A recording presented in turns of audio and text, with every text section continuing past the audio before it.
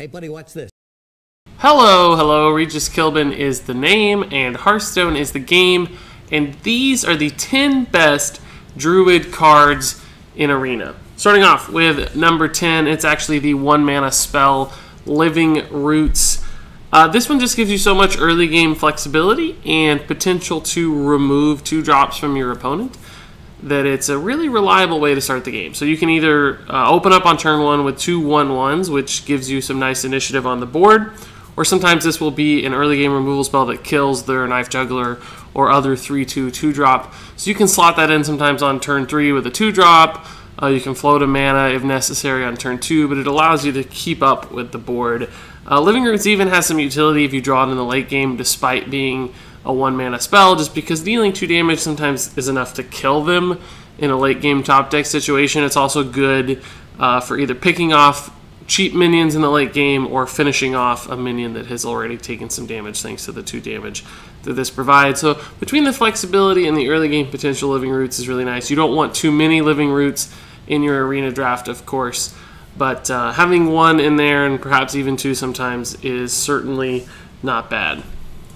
If it were a higher mana cost and offered more pure value, it would probably rank even higher on the list, but since it is a 1-drop, it's just going to come in at number 10. But let's move on to number 9. It is another spell with some flexibility. It's Raph. This one is very similar in Living Roots to how it operates. You can either use it as straight up removal on a minion, which is very nice on turn 2 because sometimes you won't come into that 2-drop you need, so this allows you to keep up on the board. But in the late game, you can also use it as even better removal than Living Roots, because a lot of stuff will end up with 3 health, including even 3 and 4 drops. And sometimes also just card draw is really nice when you need to ping something off for 1 damage or combine it with your hero power for 2 damage. And being able to draw into cards in a late game top decking situation when you get Wrath can often win you the game just because it gives you that 1 extra card advantage over your opponent, which is very nice. So some flexibility and utility make Wrath a very solid pick in Arena, and I don't mind grabbing 2, maybe sometimes even 3 of these, since they do allow you to cycle your hand. Up next is a big guy by the name of Ironbark Protector. Unlike in constructed play, where this card is just way too susceptible to Big Game Hunter and a little bit too slow in Arena, it's way less likely that opponents will have the necessary removal to take care of Ironbark Protector and deal with him on the board. So it's a very strong play almost any time you can play it. They'll usually have to trade 2 to 3 minions in to kill it, and if you're ahead on the board, it usually just cements your position and denies them from any future plays, allowing you to hit them for 8 damage in the face every single turn. So this is just one of those big bombs you can drop on the board that's very difficult to deal with in Arena, and it makes it a much better pick than you might expect if you're a constructed player. Moving on to number, what are we on? 7, Keeper of the Grove. This is another Druid card that's just all about flexibility, which can be very powerful in Arena. When you have more choices in Arena, you can just make better decisions. And since your deck is less consistent anyway with good cards, typically having that flexibility allows you to do more things and kind of fine-tune your deck in ways that wouldn't otherwise be possible just because your draft was perhaps weak. But anyway, Keeper of the Grove is a 4-drop. A 2/4 body is nothing amazing in Arena on turn 4, but it still tends to trade into 2 and 3 drops pretty reasonably, particularly when you consider the effects on Keeper of the Grove. Dealing 2 damage sometimes is fantastic for picking off little stuff that might be in the way, and occasionally even a silence will matter in Arena too. There are powerful cards that show up with really strong effects, including taunt cards and death rattle cards, and being able to silence them can deny your opponent lots of value. So Keeper of the Grove is a fantastic and reliable pick. Moving on to number 6, it is a 2-drop by the name of Darnassus Aspirin. 2-drops, of course, in Arena are very important. It's great to have a lot of them just so you know for sure that you'll be able to get out on the board and play on curve. But the great thing about Darnassus Aspirin is not only is it a solid 2-drop with a good stat allocation at 2/3, its Battlecry effect can also just straight up win you games in Arena. You gain an empty mana crystal when you play Darnassus Aspirin. which means if you're on turn 2 and you play it, you go up to 4 mana for the following turn. Now, of course, if they're able to kill your Darnassus, then you won't gain that mana, you'll lose that mana crystal. But sometimes this card will survive, and when that happens and you're able to get a 4-drop out a turn early, that can do amazing things. 4-drops are very powerful in Arena. They're much better than 3-drops, so skipping that turn 3 and moving on to a turn 4 can do crazy things. Even if you play this later in the game, like turn 5 or 6, getting that Ironbark Protector out a turn earlier can make a huge difference in winning of the game. So this forces a response from your opponent, sets up your mana curve with some extra flexibility and a nicer power curve.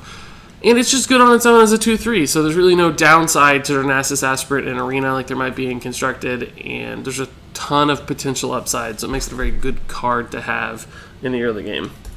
Moving on to number 5, it is a 5-drop. Druid of the Claw, yet another card that benefits from its flexibility, but also just the great stats that it has, right? As a 5-drop, you play this as a 4-6 with Taunt, and a 4-6 body in Arena is really fantastic. A lot of stuff has 4 or less health, so it's going to trade very favorably, and not a lot of stuff does 6 damage, so usually Druid of the Claw will trade into multiple minions before it's removed. But there will also be instances where charging it as a 4-4 is even more valuable. You can use it as a pseudo removal spell, right? Just killing something with 4 health that might be in the way of your giant board. You can also use it for face damage, either just piling on damage if you have some burst damage in your hand and you know you'll be able to finish them off over a turn or 2, or for the actual killing blow as well when you top deck this in the late game and they don't have much health. So good on curve on turn 5, good in the late game as a finisher of sorts. Just tons of raw value packed into Druid of the Claw. Fantastic card all around, and it's common, so it shows up pretty often in draft. And if you get a couple of these, you're going to feel pretty good about your mid-game curve. Moving on to a 4-drop at the 4 slot. It is the spell Swipe. Deal 4 damage to an enemy and 1 damage to all other enemies. I don't know what it is about Arena, but it seems like stuff always ends up with 1 health. Druid's not too bad about picking those off thanks to your hero power, but if there are multiple minions with 1 health and a healthier minion, Swipe is the perfect answer. Sometimes you'll just use this to remove a single minion, which isn't bad necessarily if it's something strong with 4 health. You can even trade up in regards to mana sometimes. So that's a solid tempo play, but just a nice removal spell that also has the flexibility of doing face damage from time to time, which, as I mentioned before, can be great for finishing off opponent when you're in those late game dire situations looking for lethal. So great board clear. It's flexible in the way that the damage works. You can kill multiple things with a single card. Anytime you're able to do that, it's really, really strong. Just getting 2 minions for this is a huge deal in Arena. And late game damage is always solid too. So Swipe is really a dream card, and I don't think you can have too many swipes in Arena. 3 or 4 might be overkill, but certainly grabbing a few is not bad. And since it is a basic card, it does tend to show up in drafts pretty often too, so don't be hesitant to grab a couple swipes for your deck. Moving on to the number 3 card. It is Ancient of Lore. So this isn't epic, so it's not likely to show up in your draft very often, but when it does, you should definitely snap it up unless there's a better alternative, which there's only 1 on this list that could compete. So this is a 5/5 body, which in Arena is very good. It's not one of the real meaty 6/7 Boulder Fist Ogres or the 8/8s, but 5/5s do a lot of work in Arena, and it's only slightly overcosted at 7 mana, so you don't feel bad at all for getting this body for 7 mana. But of course, it's the effects on Ancient of Lore that make it so darn good. Drawing 2 cards in Arena can straight up win you the game sometimes. Having that much card advantage in the late game while still playing a body can be a huge deal. Because you don't really care about cards in the first 4 or 5 turns. You're trying to establish a board, play on curve, look for initiative. But in the late game, turn 7, 8, 9, you start to think the game's stretching on, we're pretty evenly matched. I need to begin refilling my hand if I want to survive this battle. And that's the perfect time for Ancient of Lore to come in. There also will be instances where the Restore 5 health effect is equally good. If you're on 1 health playing a mage, you're going to have to heal up or you know that you will die next turn. So sometimes that'll be just enough to keep you alive and take advantage of the resources in your hand and on your board to finish out a game. So again, flexibility is key here, but really that card draw effect and the solid body attached. The same reason this card is so good and constructed it's also fantastic in Druid Arena runs. Up to the number 2 card, it is this bad boy, Savage Combatant. This is a 4-mana 5/4 with an Inspire effect to give your hero +2 attack this turn, which of course when a Druid uses means you have a total of 3 attack that turn. So Savage Combatant, although it does see some occasional play in Constructed, Inspire effects in Constructed are sometimes just a little bit too slow because you don't always want to dedicate that mana to your hero power. But in Arena where you have less consistent and reliable decks and usually more spare mana for your hero power, Inspire effects start to make a little bit more sense because you're going to have time and mana extra to use them. But when an Inspire effect is this downright good, and it's attached to an already on-curve solid body in a 5/4, Savage Combatant is just all upside, right? Being able to remove 3 health minions in Arena or do 3 extra damage to the face is an unbelievable asset. And you're still getting a really good body.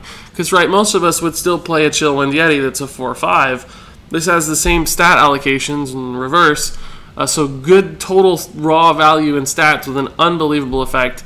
You may want to play this on turn 4 depending on the board state and the situation, but on turn 6 or later it's still a great play because you know you're going to get that guaranteed 3 attack on your hero, and sacrificing some health in Arena to kill minions is almost always worth it unless there's like lethal on board or you suspect a fireball in the opponent's hand. So being able to trade efficiently, solid body, high damage, low cost minion, it's a dream come true. Savage Combatant is an instant grab anytime you see it in Arena. But it's not the best card. There's actually one more I think is even better. This is another epic, so it's pretty rare to see Ancient of War, but when you do get it, man, you can't go wrong. It's a 7-mana 5/5, but of course it's really a 7-mana 5/10 with Taunt, because you'll almost always, especially in Arena, taunt this bad boy up to give it 10 health.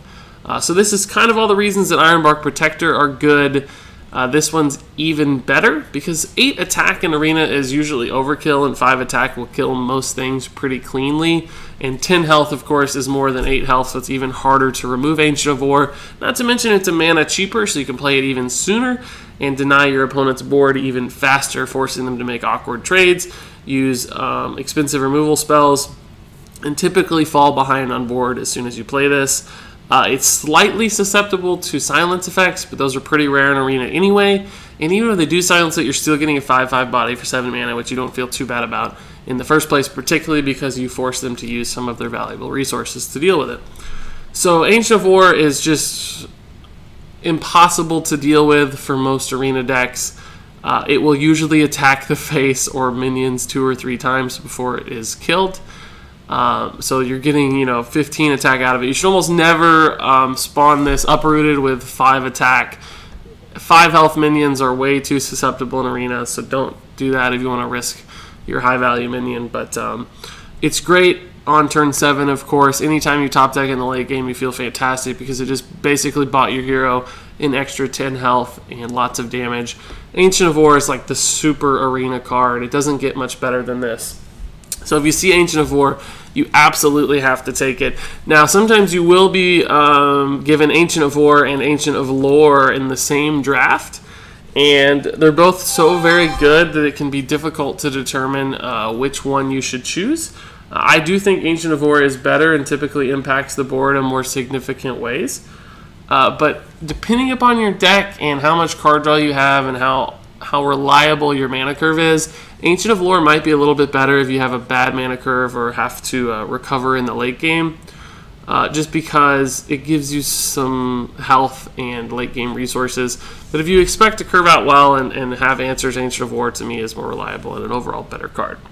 So I will make one note about this list. I didn't include Cenarius, even though he's probably the overall best Druid Arena card, simply because legendaries are so very rare. I wanted to dedicate more spots on the list to cards that you're likely to see so that you can learn a little bit extra. Of course, if you run into Cenarius, he's almost always going to be better than most legendary cards, although there are a few like Dr. Boom that would certainly take the cake over Cenarius. But if you see Cenarius, he's good too. Don't feel bad. He would certainly rank very highly on this list. He's just a very rare occurrence. So there you have it. Those are my 10 best Druid Arena cards. If you see these bad boys in Arena drafts, be certain to grab a few of them. If your deck's full of enough of these cards, you're going to have a very solid Arena run as long as you know how to play them at least reasonably well. So if you have any questions about this list, feel free to ask them in the comments. I'm happy to discuss it with you. Thanks so much for watching, and until next time, game on.